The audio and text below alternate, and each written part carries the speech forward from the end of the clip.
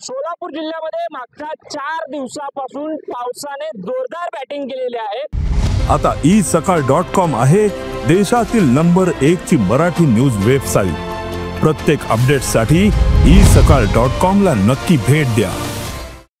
आणि त्याचाच परिणाम आपण बघू शकताय। मी सध्या उभा आहे सोलापूर धुळे महामार्गावरती आणि सोलापूर धुळे महामार्गावरती जो या ठिकाणी ओढा आहे तो ओव्हरफ्लो झाल्याचं चित्र आपल्याला पाहायला मिळते। ओढ्याचं पूर्णतः पाणी हे या महामार्गावरती आल्या कारणाने तुळजापूरहून सोलापूरकडे येणारी जी वाहतूक आहे ती अतिशय संत गतीने सुरू असल्याचं चित्र आपल्याला पाहायला मिळते। खरं तर या रस्त्याच्या पलीकडल्या बाजूस आपण बघू शकताय त्या ठिकाणी सुद्धा तळ्याचं स्वरूप प्राप्त झाल्याचं चित्र आपल्याला पाहायला मिळते।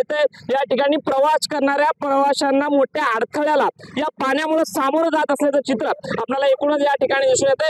खरं तर आपण दृश्यांच्या माध्यमातून पाहू शकताय या ठिकाणी बघू शकताय की स्वतःचा जीव या ठिकाणी धोक्यात घालून हा जो छोटा टेम्पो आहे तो या ठिकाणाहून जात असल्याचं चित्र आपल्याला पाहायला मिळते। खरं तर ही परिस्थिती पूर्ववत व्हावी यासाठी अग्निशमन दलाचे जे या ठिकाणी जवान आहेत ते सुद्धा आता मैदानात उतरल्याचं चित्र आपल्याला पाहायला मिळते। NHAI सुद्धा जवान या ठिकाणी काम करत असल्याचं चित्र पाहायला मिळते। या सगळ्या प्रसंगामध्ये कुठल्याही पद्धतीची हानी घडून यासाठी अग्निशमन दल सुद्धा या ठिकाणी सज्ज असल्याचं चित्र आपल्याला पाहायला मिळते। आणि त्यामुळे आपण एकूणच जर बघितलं तर सोलापूर जिल्ह्यामध्ये जो पावसाचा हाहाकार सुरू आहे आणि त्यामुळे या ठिकाणी जी वाहतूक आहे जो प्रवास आहे त्याला अडथळा निर्माण होत असल्याचं एकूणच चित्र आपल्याला या सोलापूर धुळे महामार्गावरती दिसून येत असल्याचं पाहायला मिळतंय।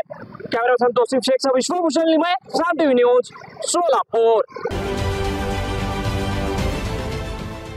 देश विदेशातील प्रत्येक घडामोडींचे लाईव्ह अपडेट मिळवण्यासाठी आता साम टीव्हीच्या सर्व सोशल मीडिया प्लॅटफॉर्मला लाईक, फॉलो आणि सबस्क्राईब करा।